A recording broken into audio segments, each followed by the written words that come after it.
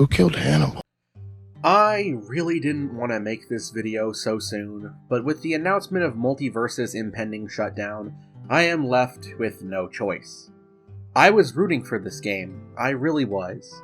I love platform fighters, and I'm always eager to try new ones out, especially when they cross over some of my favorite things. Nickelodeon All-Star Brawl 2 and Framemakers are games I absolutely adore, even with their flaws. And Multiversus came out swinging with a relatively strong start with its beta.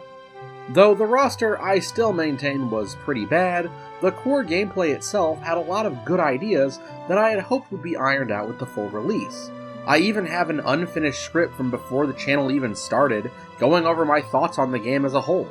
But then the game came back, and despite how much I played it, eventually I realized I wasn't really having fun anymore. Multiversus wasn't worth my time when I could play something different or spend time with my friends.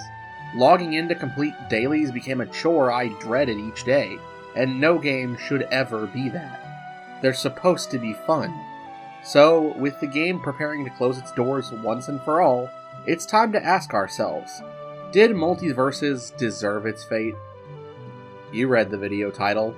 The answer is a resounding yes. But why? What turned a game with infinite potential into something I grew to hate and forced my hand to make the video you're watching right now? Let's take a trip down memory lane and discuss the many, many flaws of the free-to-play Smash Bros. Killer, as it were. Oh, and if you can't tell, my nose is stuffed up right now, so I probably sound a little different. Sorry. Well, actually, before we discuss the bad, and there's a lot of it, let's talk about what I actually do like about the game. The visual presentation is top-notch for characters and stages themed about their respective series, with an art style that manages to bring characters from such different franchises together into something coherent and looking like they belong. I especially appreciate the more angular take on body structure. It's a very striking and visually distinct way of creating different body types.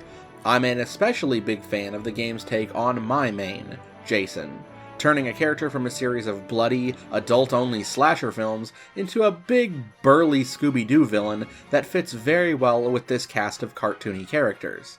The stages, while oftentimes rather simplistic from a layout perspective, are filled to the brim with visual treats for fans of their series, and I appreciate the use of non-intrusive interactive elements. That said, not every stage is a winner. I like most of them, but Trophy's Edge is just awful. Its layout variants are terrible, and more disappointingly, the music is awful. This is a fighting game. Music needs to be upbeat, intense, powerful, not this orchestral valley shot crap.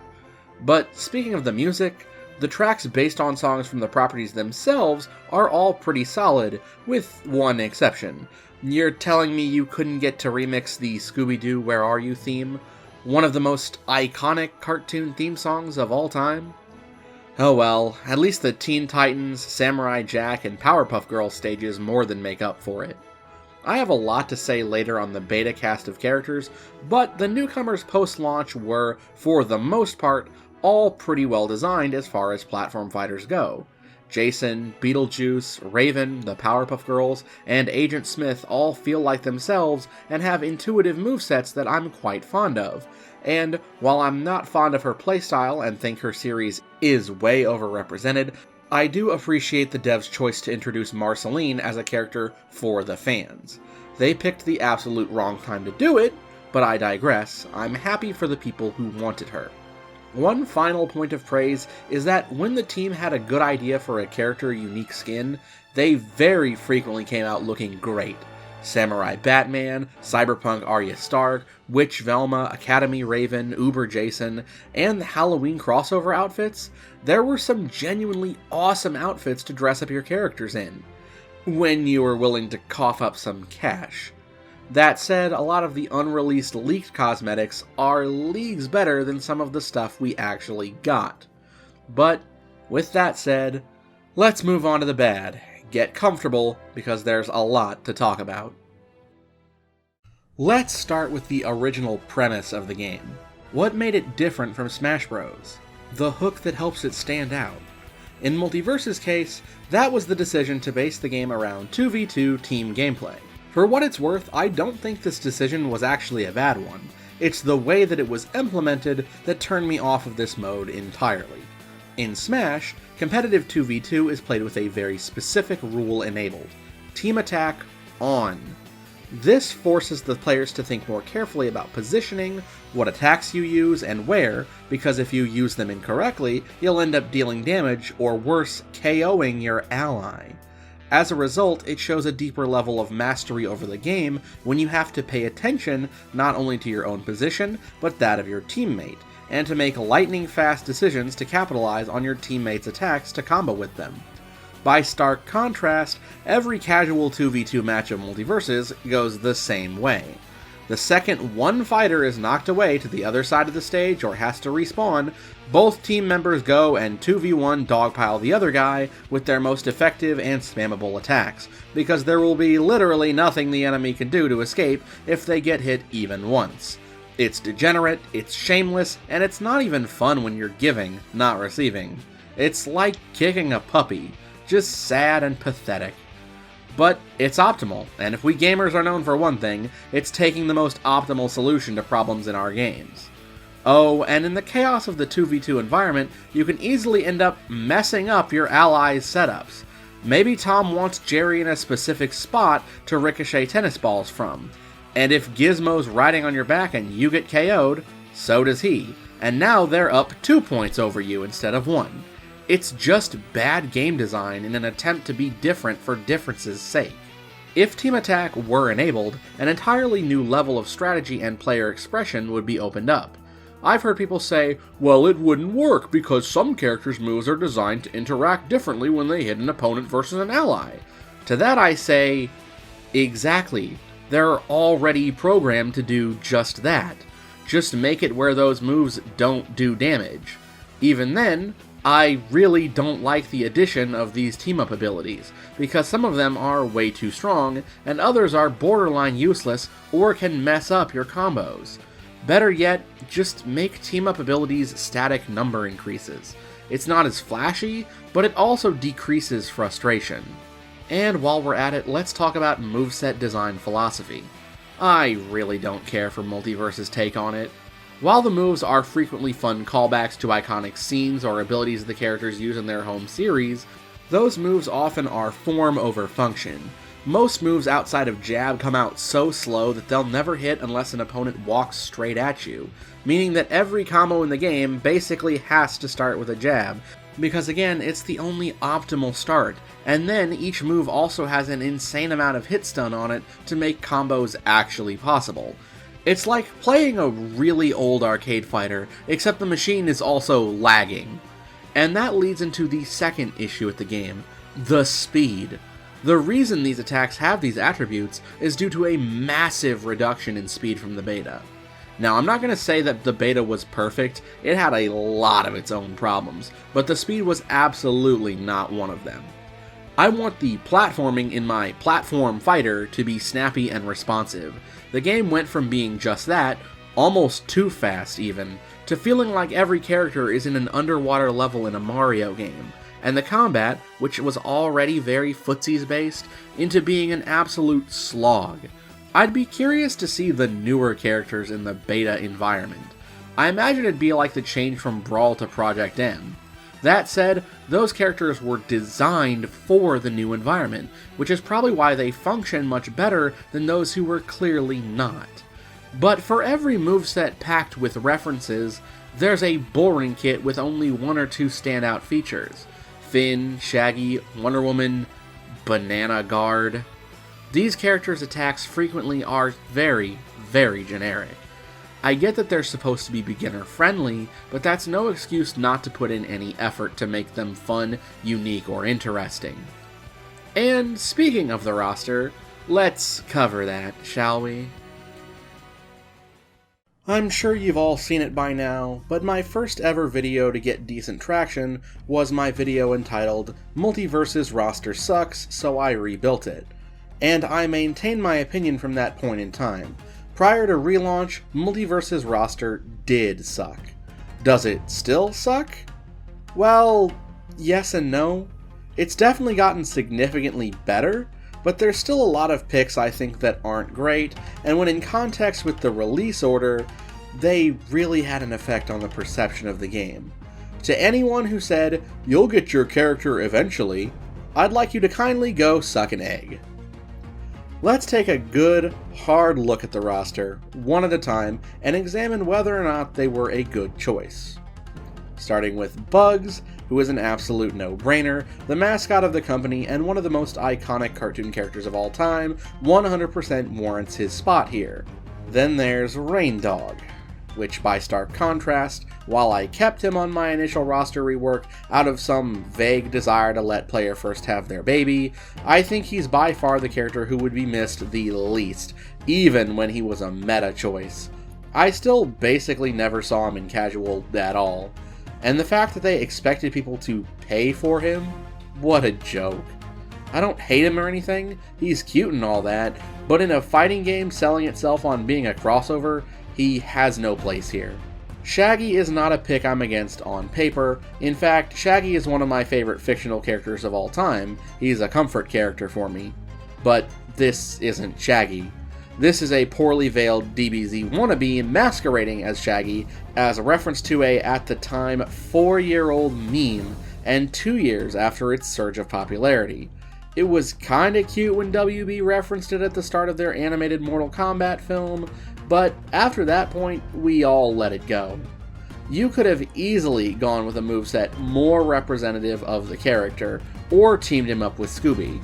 I'd keep him around, as he's somewhat the Mario of this game, a beginner-friendly character who everyone else is designed around, but I still hate his portrayal here. Finn and Jake, despite my misgivings on how overrepresented this franchise gets, they make complete sense to be here. Adventure Time was the biggest cartoon out there by far for a long time, and it's the face of modern Cartoon Network. Or at least, what's left of it. They deserve the spot. That said, you couldn't have given Finn a more interesting moveset. As it is, his gold system is the only thing that keeps him unique and special. Arya Stark. Despite what the Game of Thrones fans think, I think Arya was actually a pretty great addition.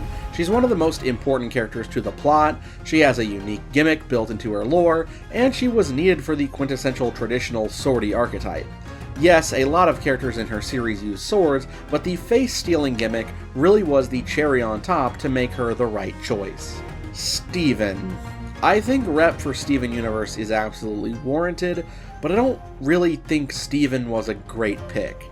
He's generally not a fighter unless his hand is forced, and his moveset is way overcomplicated, while also simultaneously being unintuitive. Getting to create a bot that can do everything he can is as obnoxious as can get, and for a while, he was the only character who could heal and shield, making fighting him extremely frustrating. And that's not even taking into account his bubbling gimmick. The only thing you should never do in a fighting game is take away player agency for too long, and bubbling someone, as infrequent as it was completely annoying for the player trapped in it, as well as contributing further to the dogpiling problems the game already had. With a less overstuffed kit, maybe I'd be down for him, but as is, I think he's a very terribly designed character. Garnet, on the other hand, was an excellent choice, but hoo boy, she was borderline useless for a long time post-relaunch.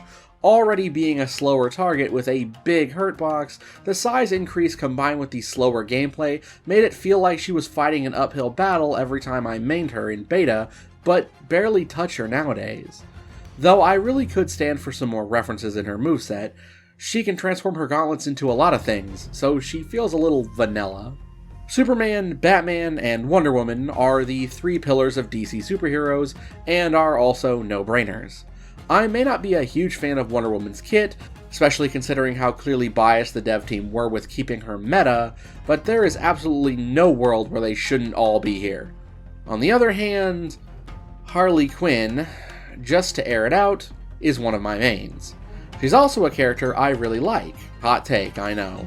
But if you're only going to have one DC villain on the roster at launch, they really should have went with the Joker. Dude's the most popular and iconic for sure. Frankly, I don't think we need two clown-themed DC supervillains, both from Batman's Rogues Gallery, no matter how much I like her. Tom and Jerry. A lot of people call these one of the best designed platform fighter characters ever created, and I'm inclined to agree. For the beta.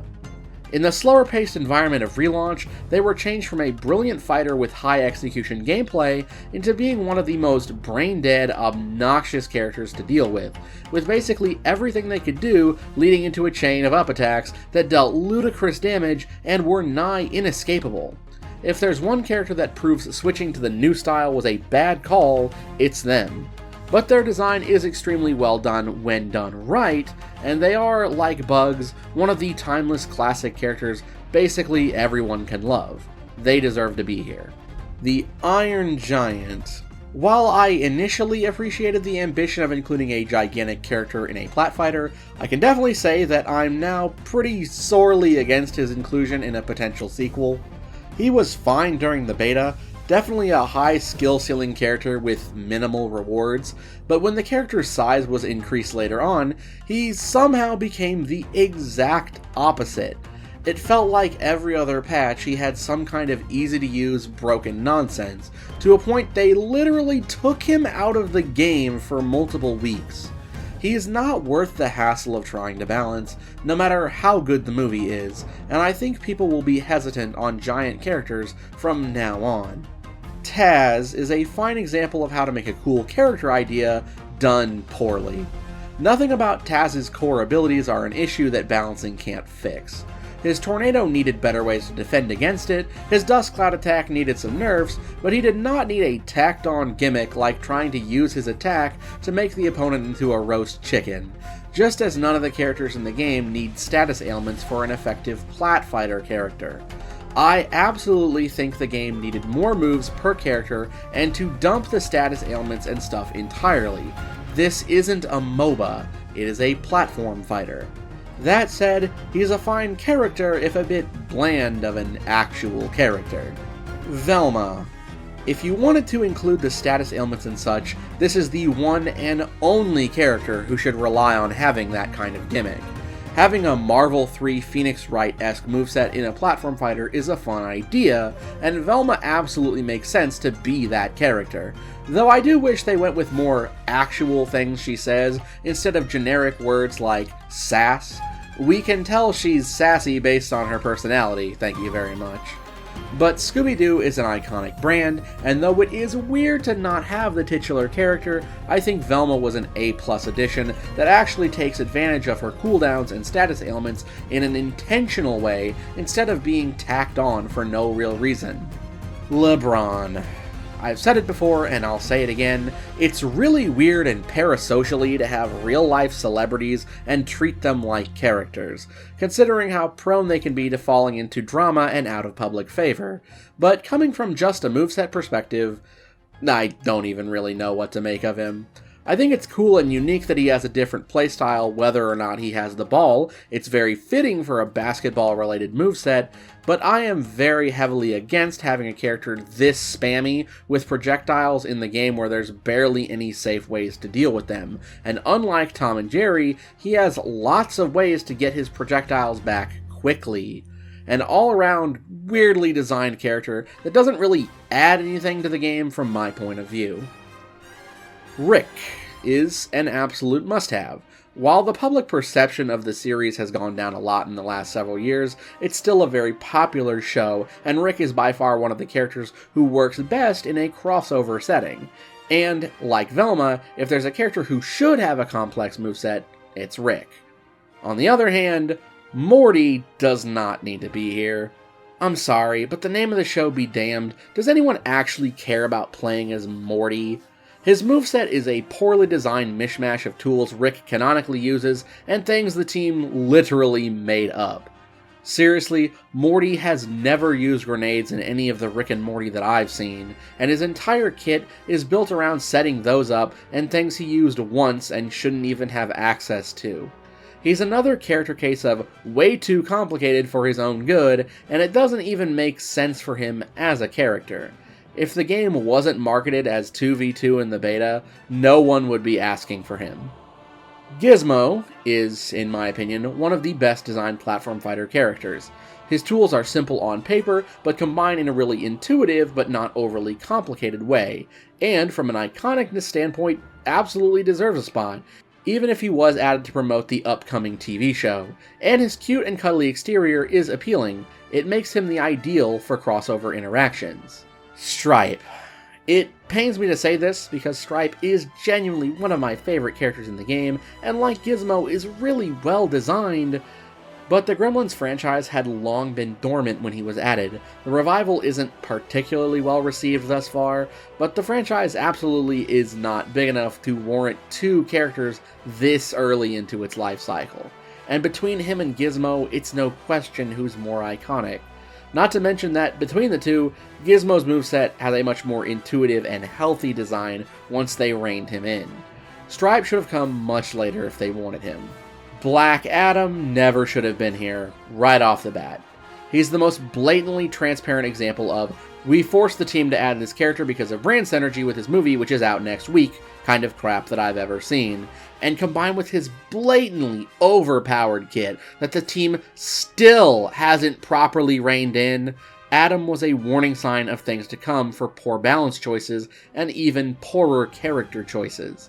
The first character I would genuinely call a complete waste of a slot, but not the last by a long shot. Marvin. This game has such a weird way of choosing which Looney Tunes to prioritize. As iconic of a character as he is, he's definitely not to that level as some of his contemporaries, and yet again falls into that category of moveset too complicated for the character it's attached to. Except it also falls into the territory of being a blatant projectile spammer, which with the decrease in movement speed become a lot less fun to fight against. Either make him less spammy, or better yet, he should have been way down the road behind a certain duck. Banana Guard. Allegedly, according to Player First Games head Tony Hyun, more on him later, Banana Guard was slapped together in a weekend due to having pre-existing assets. I don't really believe that, because even if he was fastest to develop, which he probably was, it still takes time to animate attacks, smooth out the animation, and playtest. Unless you're saying you don't playtest. I mean, that would honestly track.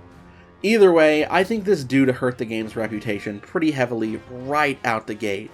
After a year of complete silence, people were expecting a dozen new characters, especially considering the rate they were being put out before, and coming back with only 4, one of which was a joke character no one wanted, really rubbed a lot of people the wrong way. And from a more personal note, I do like joke characters, but I think they went for one way too early. Smash didn't do one until its second entry. Many don't do one at all, and the expectation for a joke character is that, it's funny. Nothing about Banana Guard is funny. His cringy, hip with the kids lines and emotes, them adopting him as a pseudo-mascot and trying to force us to like him, nah, miss me with that. I'd literally rather not have him here and have a smaller cast than him be here. His moveset is boring as hell, he has nothing to make him unique, and he doesn't even act like the actual Banana Guards in Adventure Time. Or so I'm told. Jason.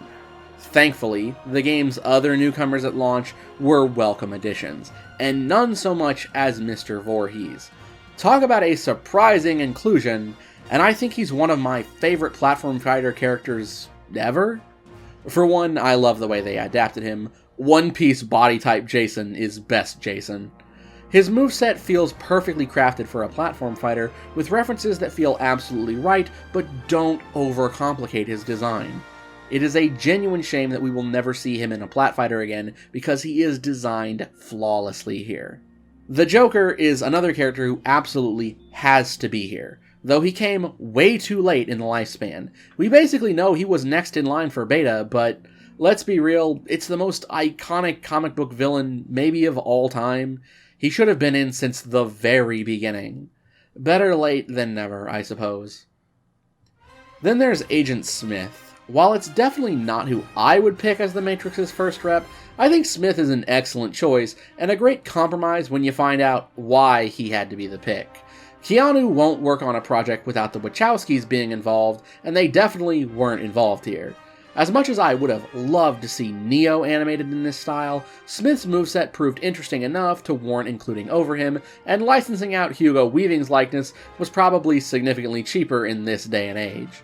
It's also absolutely hilarious that you can pull out a Desert Eagle and shoot it at some of the characters here. I think he was a hit, even if unlocking him initially for free was an exercise in frustration. More on that later. Samurai Jack.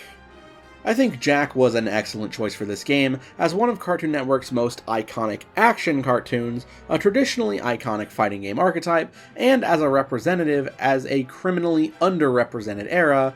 My only issue with him is that early Multiversus only cared about post-2010s Cartoon Network. Jack absolutely should have been base over 2 Steven Universe reps. Beetlejuice. I've seen a lot of hate for the Ghost with the Most, having him be called a wasted slot by people who were born in the new millennium, but let me put that thought to rest. This series has always been a pretty popular one amongst 90s kids, one of the primary markets Multiversus was aiming at, and while, like Black Adam, he was definitely used to promote the upcoming sequel, the fact such a sequel exists in the modern era should provide enough that people wanted to see more of this character, and despite his sleazy car salesman personality, he's one of the more honest characters in the game. If you get outplayed by him, it's on you. The Powerpuff Girls are, just like Jack, an extremely welcome addition, but they are in way too late. One of CN's longest running series, a nostalgic early 2000s era property, one which has a popularity persisting up until today, even despite the reboot's quality. Not to mention the stance change design they were given absolutely makes sense. It's even the way I recommended they be added back in my first Multiversus video. I think they absolutely should be here. Nubia. I hate the discussion surrounding this character because it always goes in the direction you think it does. Let's be straight here, Nubia was an awful addition to the roster. Not because of her moveset or because of a diversity pick, but because nobody knows who she is. I'm pretty plugged into the DC universe, and even I barely recognized her. She's not a prominent character in the comics, or any DC show or film. In fact, she's never appeared in any show or film. She's extremely niche, and while there's nothing wrong with niche fighters, in a game struggling to keep a player base, you need every reveal to be one that gets people excited. And Nubia was never going to be able to carry the burden of being a headliner character of a season. She's a pick that would have needed to be added way earlier, during the beta, where she would have been earnable for free. If that had happened, I genuinely think she'd be a lot better received. But because she was part of a 2-character season, PFG expected you to pay up or use your hard-earned limited fighter currency on, while the game was bleeding players each season. She got in at the absolute wrong time. She also just feels more like an Injustice pick than one for a platform fighter. Though considering her name is now muddled by being added to the platform fighter the internet loves to kick while it's down, I think her chances of even getting that going forward have shrunk significantly. Raven. Let's be real, she was a pick I think we all kinda wanted. Anyone who grew up watching Teen Titans on Cartoon Network probably has a lot of nostalgic memories for her and her team, and she was by far the most popular. Have you seen how many people love goth girls? Not to mention, the visual design here is some of Multiverse's best. A perfect blending of comic Raven, Teen Titans Raven, and even a smidge, just a smidge, of Go's personality, and you have the sort of definitive composite Raven. Her popularity alone brought in more players than the game had seen since launch. Absolutely a must-have. Marceline. Oh boy, I'm probably going to get a lot of flack for this, but I do think Marceline was a bad addition given the context of when she released. This game really loves Adventure Time, and it's way overdone on the roster, in cosmetics, and is the only non-DC series with 2 stages. That doesn't mean I think Marcy was a bad pick. She was an addition to make the fans happy, which I can appreciate. but when you're bleeding players left and right, you need to be aiming to bring in as many people as possible with every addition, and there's a good chance if you were excited for her, you were probably already playing Multiversus. If she had been in at launch instead of when the game was on its last legs, I'd be a lot less hard on her. Aquaman! And the same can honestly be said about Arthur here. I don't think he's a bad pick in a vacuum. Heck, I proposed him as an option in my first Multiversus video, but after the game was announced to shut down, I think he's just another kick in the teeth for people waiting for their favorites. Make no mistake, Aquaman has not been the lame character everyone dunks on for over 20 years at this point, but he's never escaped that stigma, and despite being a founding Justice League member and by far one of DC's most iconic superheroes, it's hard to find someone whose favorite DC hero is him.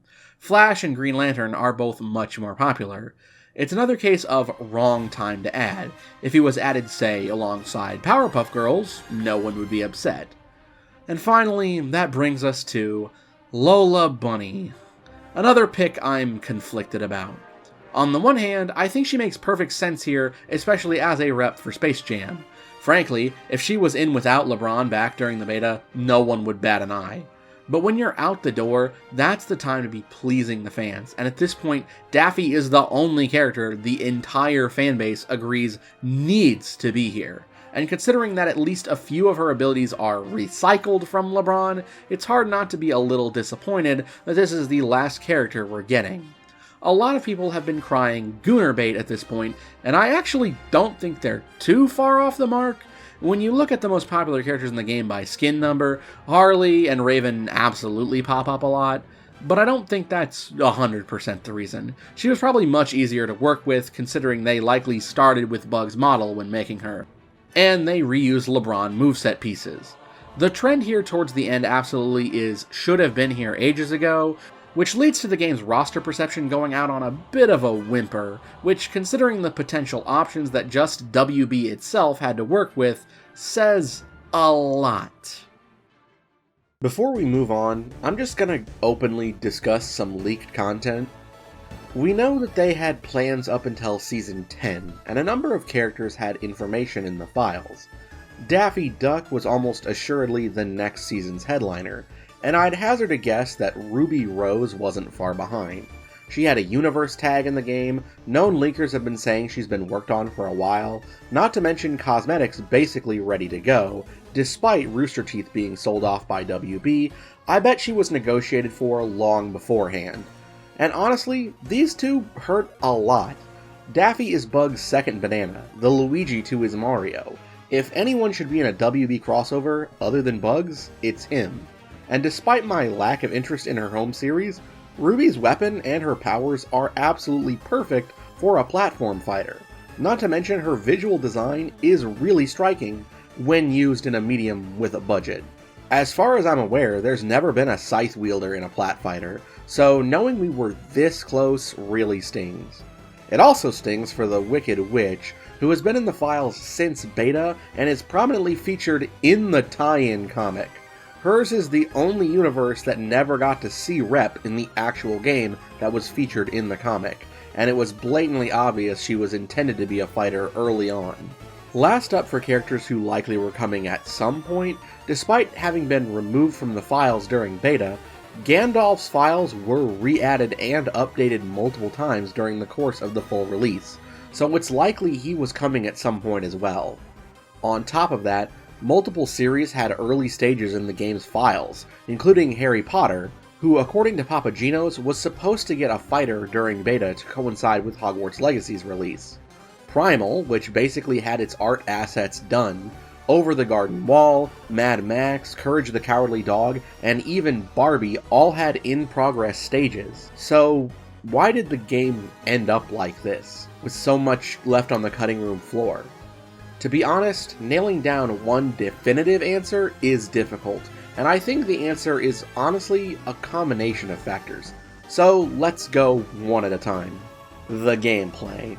We talked about this a bit earlier, but let's go into more depth into just what makes Multiversus such a middling game when compared to its contemporaries. I think the most major factor into why I personally am not a huge fan of the game's core loop is that the game struggles with its own identity and is constantly trying to reinvent itself to be something it's not. I'm not just saying make it more like Smash, because I think there's a lot of merit to iterating on Smash's formula. Rivals of Aether, Nickelodeon All-Star Brawl 2, Framemakers, and Jump Ultimate Stars show that there are fun and engaging ways to mix up the platform fighter formula and create brand new spins on this already innovative style of game. But if you're not careful, even a single mechanical discrepancy can take the whole game and kill it. Just ask PlayStation All-Stars Battle Royale. A fine game killed by its insistence on only getting KOs with supers. Multiversus attempts to simultaneously dumb down the standard platform fighter movesets with less moves on a per-character basis, while also introducing a ton of unneeded mechanics into each character's kit that way overcomplicate the way they are intended to play. For example, let's look at Arya, one of the characters in the game that has a bit more freedom in her combo routes. Her core kit is designed in a way to get KOs through long ladder combos and by predominantly utilizing her aerial moves. Arya has no less than 4 unique mechanics tied to her. Face Steal, which allows her to copy a single grounded or aerial move from the opponent she hits with her neutral special. Backstab, which is a passive ability that gives her and her allies bonus damage when hitting from the back. Arya's Pie, which drops a pie at her location when she nets a KO that heals enemies but also slows them down. And Turn Attack, a status she can give herself and allies with her down special that forces an enemy to turn around when hit with a melee attack, making it easier to combo into a backstab. And I think you see the problem here. Her kit is bloated with situational at best ailments and abilities even she doesn't have pure control over. It's very clear that Player First has a lot of ex-Riot employees because they're trying to fuse platform fighting with MOBA elements, and while they have experience with the latter, their experience with the former is absurdly lacking, making the two at odds with each other. We can easily simplify Arya's kit to make her more effective while still keeping a lot of these abilities. Face Steal and Backstab make sense to be on her character if you know her story from Game of Thrones, and fit easy enough into the platform fighter environment. But the Pie and Turn Attack? Why not turn the latter into a throw state rather than an ailment to keep track of whether or not she has it? What if after netting a KO she had a move to place the pie like a trap instead of it just appearing wherever she stands? Why does it heal the enemy when the goal of the reference is supposed to invoke disgust?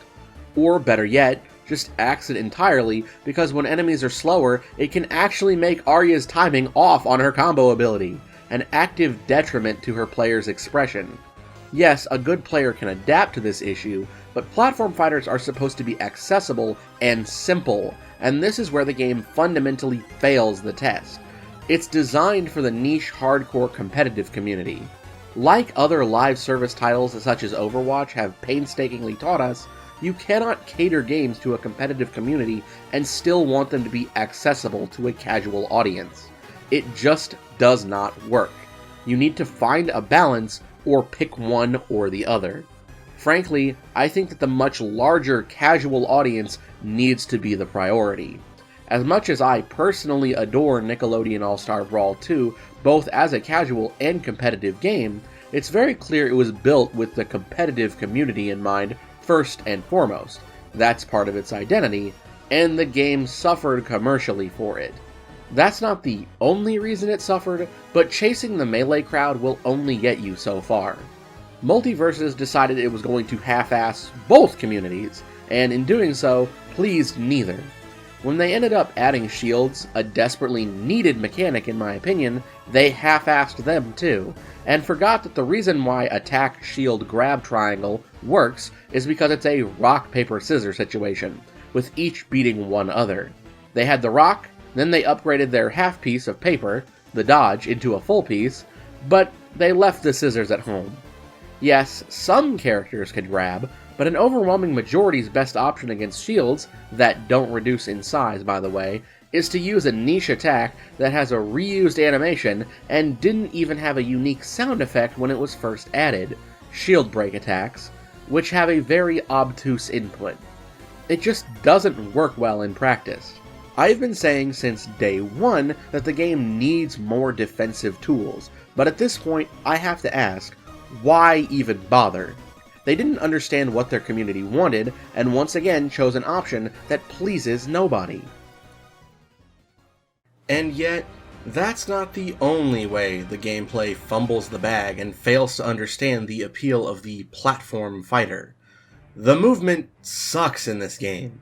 It's way too floaty, an issue that the beta had but was exacerbated exponentially when the game was put into this much slower state with these grossly oversized character models.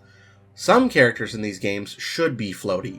Sora, for example, makes sense to be one of those characters because the Kingdom Hearts games have notoriously floaty air physics, and the optimal way to play uses longer, complex aerial combos. Gizmo, when using the umbrella, makes sense to be floaty. Characters with wings used for flying generally have these properties as well, implying their use of air physics and using resistance to avoid hitting the ground. I'm sorry, but there is absolutely no reason that Jason Voorhees should not sink like a rock the moment he steps off the ground. As it is now, it feels like the entire cast is in a platformer water level. Increasing the speed back to its beta form would help, but characters should be built around their physics and movement, not just one or the other. Imagine if Joker in Smash were given Sora's floatiness. It wouldn't fit him because Joker is a trickster archetype reliant on his mobility and air control to string together his attacks. He's a combo character true and true, but he isn't able to achieve those combos if he's not in full control of where he is at all times and without the lightning fast reaction time Smash allows for. And speaking of combos, I really don't understand how they failed to quell the ridiculously simple combo game. Yes, they've been getting better about using things like perks to create new combo routes, but why would you want to use those that cost an in-game resource when everyone has one or two basic, easy-to-perform ladder combos that require such little effort to learn? This issue is directly traceable back to the inherently flawed moveset design. People mockingly refer to the game as Jabversus for a reason.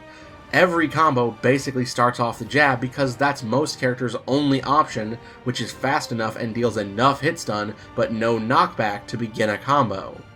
Take a look at Smash Bros. Fighters. Every character has 3 moves minimum that are intended as quick options to punish or start combos with, the tilts. Oftentimes at least 1 or 2 aerial attacks that are also fast enough for this, and of course with good reads, grabs, and throws.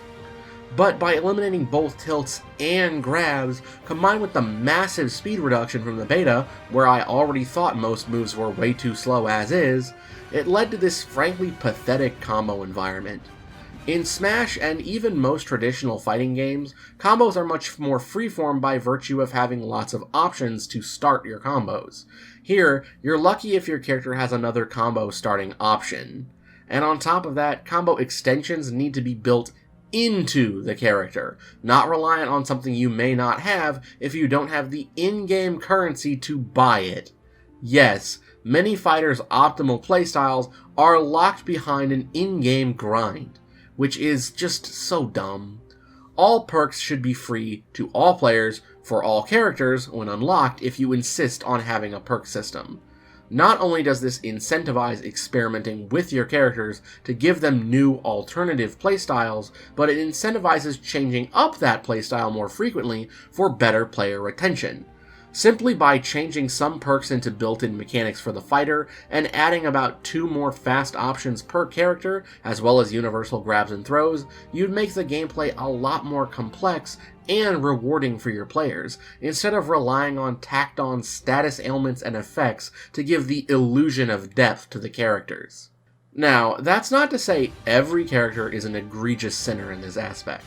Many of the newer characters, like Agent Smith and Beetlejuice, utilize a lot more of their tools more effectively.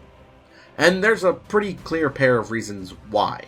First, these characters were added after some professional fighting game players joined the player first team, meaning they had input from people far more familiar with the intricacies of the genre to bounce off of. But they were also clearly built with the new environment and speed in mind, whereas the beta casts were basically plopped into an environment they weren't built for. Then PFG just called it a day. It's the same problem that Overwatch's original cast had in the transition to Overwatch 2, and as sickened as I am to say that, at least the people on that team have slowly been reworking characters to better fit that environment. Whereas, if you read the patch notes for Multiversus, you'll soon realize that these people don't understand why their old character designs don't work. Black Adam, Shaggy, and Wonder Woman are still notoriously oppressive even after receiving numerous works, because their movesets were not meant for this speed, nor for the absolutely baffling decision to basically double the size of player models without modifying stage size. Every match just feels so cramped. In the beta, characters felt a bit too small, but they way overcorrected when going into full release, if you can call it that.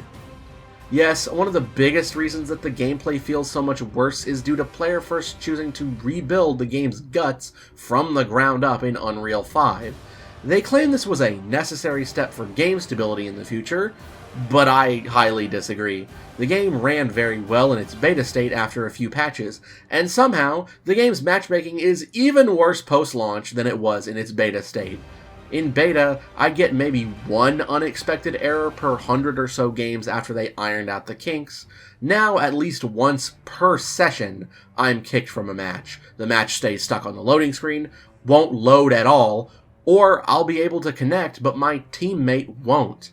What they should have done was just worked on improving stability, rework move hitboxes and player hurt boxes, and spent time and that massive budget from restarting development and crunching their team into creating more characters and content in the original form of the game, instead of rebuilding and releasing without months worth of content updates the beta already had.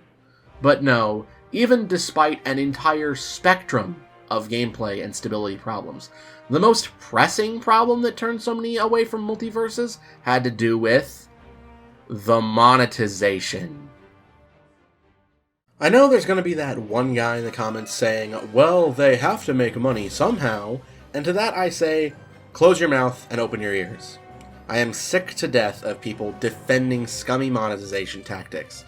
The multi-million-dollar company does not need you to white knight for them. I'm not by any means against free-to-play games having optional content to sell their players to help fund the cost of development and turn a profit. What I'm against is abusing FOMO and treating your player base like cash cows with no shred of decency. Does Epic Games care about you? No, but they don't have to, because they struck gold by creating the most consumer-friendly monetization model until Marvel Rivals released. Every company going full in on live service has led it to the point of the bubble bursting. One could argue it already has begun to burst, because every company wants their game to be the next Fortnite, except they don't understand why Fortnite is successful. In a live service game, you cannot afford to lock the primary content behind a paywall or grind. In the case of Fortnite, that's the Battle Royale mode. In the case of Multiversus, it's playable characters. There needs to be an easily accessible, free option to unlock that content if you insist on locking it behind something. I'd argue that in the fighting game friendly environment we live in, there is no reason to even have unlockable characters anymore. What with the prevalence of tournaments? And yet, here we are. So what does it take to unlock the cast in Multiversus? Let's rewind a bit, back to the beta. When beta first launched, you were given one character for free, and you got a second one for completing the tutorial. After that, you were given a set amount of gold, in-game currency, after every match you played and completed. You'd get an average of about 20 gold for a loss, and around 45 for a win. You could also earn gold through the free track of the Battle Pass, which automatically activated, and for milestones, usually about 100 per tier. Ignoring the latter two, let's calculate the time to unlock a character. Easy characters cost 1500 gold, average difficulty characters cost 2000, and more complex and difficult characters cost 3000. For the average character, that meant assuming you won every single match you played, not very likely, you'd need to play 45 matches per character. Now, maintaining a perfect win record is nigh impossible, so let's say you have a 50-50 win-loss record, and due to small increments for losses, you'll need to tack on a few extra rounds. We go up to about 100 matches per character to unlock, if we say that the more expensive and less expensive characters cancel each other out. Multiply that times the initial roster size, and taking the free characters into account, you have to play approximately 2,100 matches to unlock the full cast. Let's say each match takes you about 3 minutes. That means to unlock the full cast, you'll need to spend about 6,300 minutes, or about 105 hours, to unlock. That's a pretty substantial time commitment, and even if we factor in other methods of earning gold and shave off, say, a fourth of that time to be generous, it's still a lot, but it was relatively doable. I, for one, did manage to unlock the full roster in the beta period, which was approximately a year long, with a few months to spare. Now, let's move on to the full release, shall we? You're given 2 characters for free, as before, but now, gold no longer exists. Instead, we have no less than 4 different currencies, twice the amount from the beta, where gold could be used to buy characters, perks, and even some cosmetics, though the best ones were usually locked behind premium currency. Now, the currency to unlock fighters, creatively called fighter currency, is doled out in specific amounts during events, in the premium battle pass, and an amount as rewards for challenges in the rift modes, up until they introduced a different method, but we'll get to that in a minute. Beta fighters cost 3,000 fighter currency, whereas newcomers cost 6,000 in the season they are introduced, then are reduced the next season. Unless they replaced in the premium battle pass, in which case there's still 6,000 next season, then take a full additional season for price reduction. You'd build up a decent supply in the early weeks after starting playing, enough to get yourself 5 or 6 of the old characters, but once that dried up, you were shit out of luck if you wanted to earn purely through fighter currency without spending a dime. Once that initial stockpile dried up, well, sucks for you, because you have to get anyone else by paying upfront a minimum of $10 per character to get enough premium currency. And on top of that, during their second season post-launch, new fighters were not allowed to be purchased with fighter currency until 3 days after being added to the game. This was never mentioned prior to being added. You had to buy with Gleamium, premium currency, if you wanted to play Beetlejuice, Raven, or even fucking Nubia early. Then, there were the Battle Pass characters, Jason, Jack, and the Powerpuff Girls, who were just straight up locked for a season without paying that $10 for a Battle Pass. Everything they could do to make you wait around for the new characters or pay up now. And that turned a lot of people away. Even if none of the new characters interested you, you were still stuck with only 5 or 6 characters for a really long time. Not to mention, some of the ways to earn fighter currency required specific characters, tagged by their series, their class, species, costume, etc. There was even a formulaic best set of characters to optimize the grind for fighter currency. Harley, Bugs, Steven, and either Rick or Morty covered the widest variety of tags at that start. Then, in Season 4, they decided to stop giving fighter currency and instead introduce Fighter's Road, which was intended to make the process feel more rewarding and like you're always reaching towards your next unlock. It's completely free, and new fighters are added to it a few days after being put in the game. Except, those new fighters were added in order of introduction, so new characters, the ones who are supposed to bring more players in, are locked to the end of the path. Yeah, you'll get 4 or 5 characters easy breezy, and you'll even get to choose which ones you want, with a decent selection, since they're placed in sets, but if you made an account because you saw Raven or Jason, well, tough luck, you better grind. And with the frankly pathetic amount of XP towards the road you would earn prior to this season, the amount of time to get the full roster if you had just started playing, try double the time beta took. Yes, they did add an option to buy the full cast up to Raven for the price of a full game, which got progressively cheaper the more characters you have, but it was too little too late. Oh, and get this, Raven and Marceline, they have in-game challenges that award Fighter Road XP that are completely pointless to do because they're the last ones on the track. Getting Fighter XP is completely worthless after you have them unless you paid upfront to buy them, and in my case, Getting any Fighter Road XP is completely pointless, as is the 42,000 fighter currency I have saved up. At least let me exchange it for other currencies, like they're doing with leftover character tickets from beta. This option should have been in since the beginning if they were planning on selling characters for money. Killer Instinct 2013 was also free to play, but had a set price to unlock the full roster then and everyone in the future. No early access shenanigans. Just when they got added, you had them. Better yet, they could have gone down the road Marvel Rivals is doing, the roster itself being free, but all cosmetics being paid. If the roster is free, that's more characters people will likely end up trying, more they may end up enjoying playing, and as a result, more characters they'll be interested in buying cosmetics for. And if the players aren't constantly being hounded to spend money for characters or even just to progress in the rifts, no, I won't forgive that.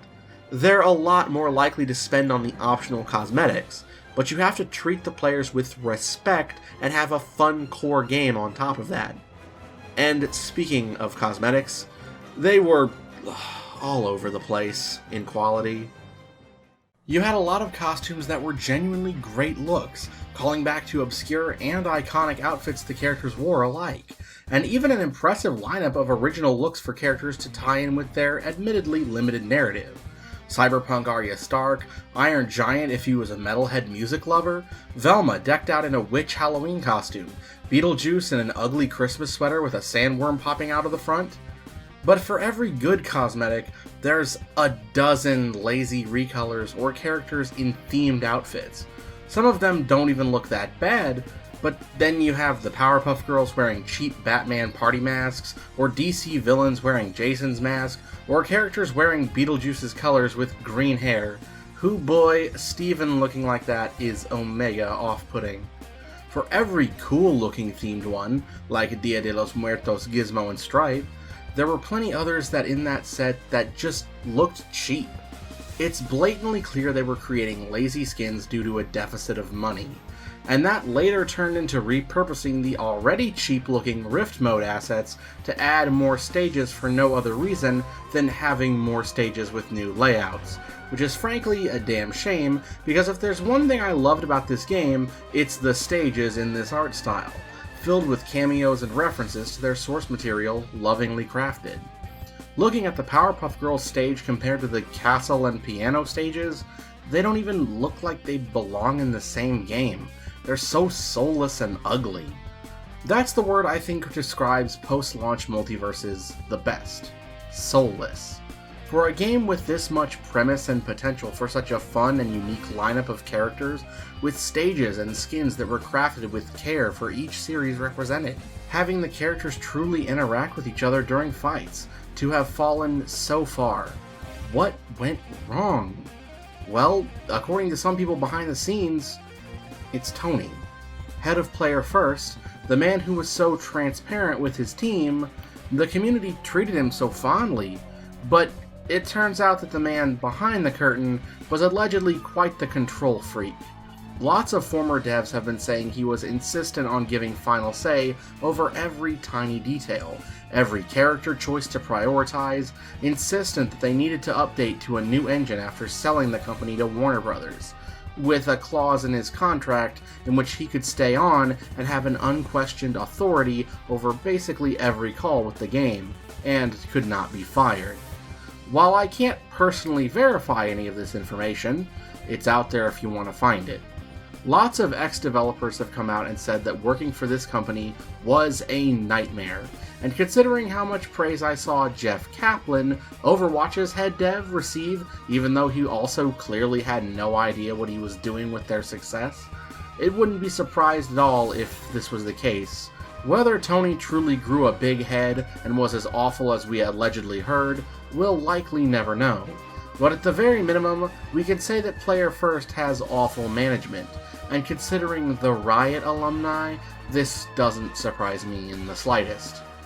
Of course, even without the mismanagement, they never would have figured out where to go because the community for this game had the worst of the worst on both sides. While there absolutely was a ton of doom and gloom and complaining, some of which went way beyond reason, the diehards also repeatedly chose to coddle the devs and Tony especially. To them, they could do no wrong. A true example of the dangers of toxic positivity. Any genuine criticism was met with vitriol, and this only emboldened the trolls to piss them off further, because it got a reaction.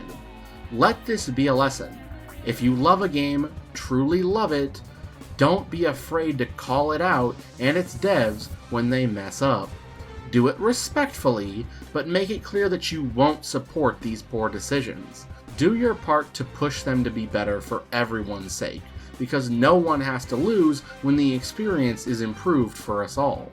And you know, the worst part of all this is, this last season has been the most fun I've had with the game since relaunch.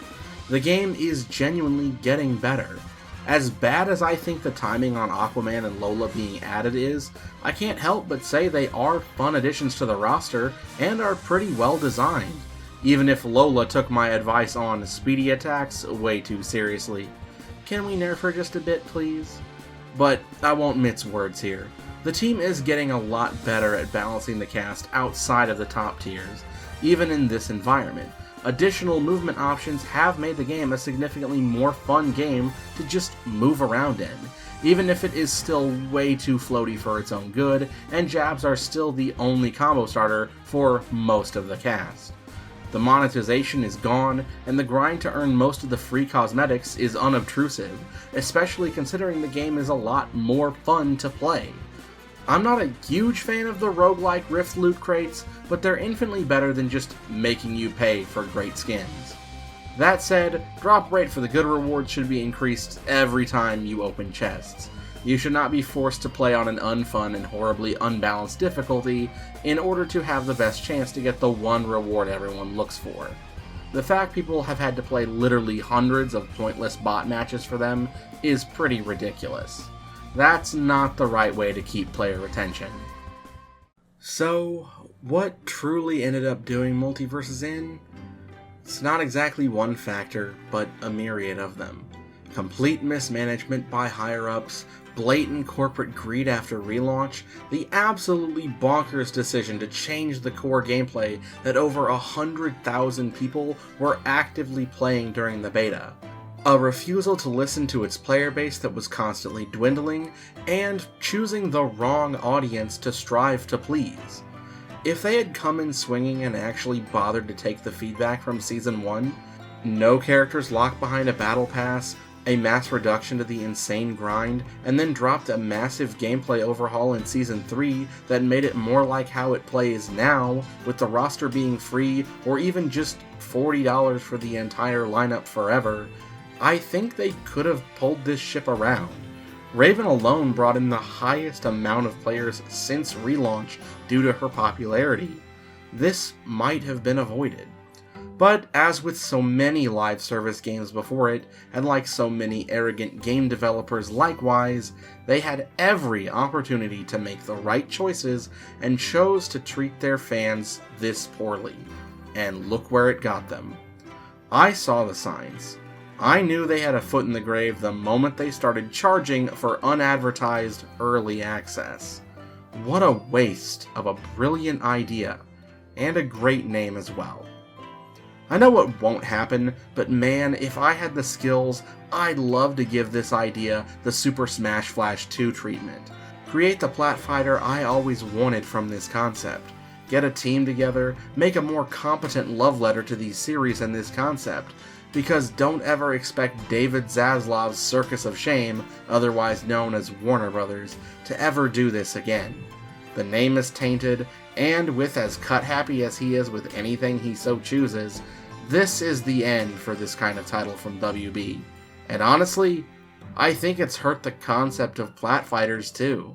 Non-Smash options were already niche, but now they've got a bunch of negative examples of how it can go wrong. And we even know that one such platfighter was in the works and got canned thanks to the failures of this game. If you love the game, more power to you.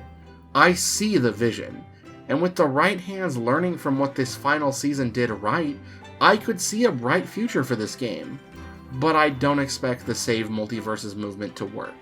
They need to see player numbers, not Twitter hashtags, not change.org petitions, and with no way to spend money in-game anymore, there won't be any dollar signs in their eyes. Rest in peace, Multiversus. You were a mid-platform fighter with a great art style and a community that was always way too passionate for your own good. At least you gave us the greatest Jason design ever seen, the part I will miss the most about you. But what do you think? Did you love Multiversus? Are you sad it's going away, or is it good riddance to bad rubbish? Do you agree with my takes? What do you think they did right or wrong? Or how could they have avoided this fate? Let me know in the comments below. And hey, while you're here, I've got some other awesome videos about gaming and animation you might enjoy. We put just as much love and passion into each of our uploads, so I'd be eternally grateful if you gave them a watch. And if you just can't get enough of me and want to support us directly, my channel has been approved for YouTube memberships where you can get some cool perks like having your name appear at the end of videos as a supporter. However, please only do so if you can afford it. With all that said, this has been Gigi, the Nerd Incarnate, and I can't wait to see you in the next video. I hope you have an incredible day. Peace out.